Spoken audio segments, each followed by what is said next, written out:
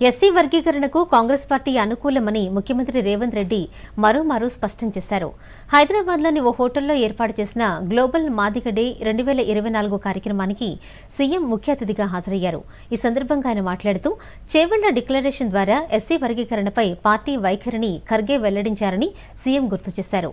SC వర్గీకరణపై supreme court తీర్పులో కాంగ్రెస్ ప్రభుత్వం కీలక పాత్ర పోషించిందని, వారం రోజుల్లో ఎస్సీ వర్గీకరణపై షమీం అఖ్తర్ కమిషన్ నివేదిక ఇచ్చే అవకాశం ఉందన్నారు.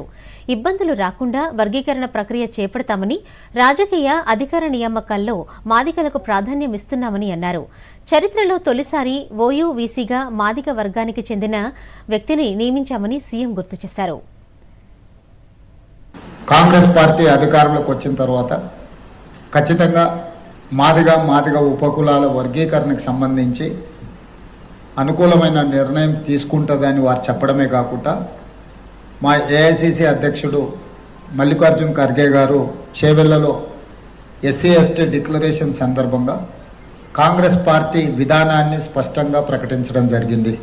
ఆ నేపథ్యంలో దామోదర్ రాజ్ నరసింహ గారి నేతృత్వంలో తెలంగాణ రాష్ట్ర ప్రభుత్వం సుప్రీంకోర్టు కేసులో ఇంప్లీడ్ అయి ఆ కేసులో వాదన వినిపించి ఆ జడ్జిమెంట్ రావడానికి తెలంగాణ రాష్ట్ర ప్రభుత్వం చాలా క్రియాశీలక పాత్ర పోషించింది.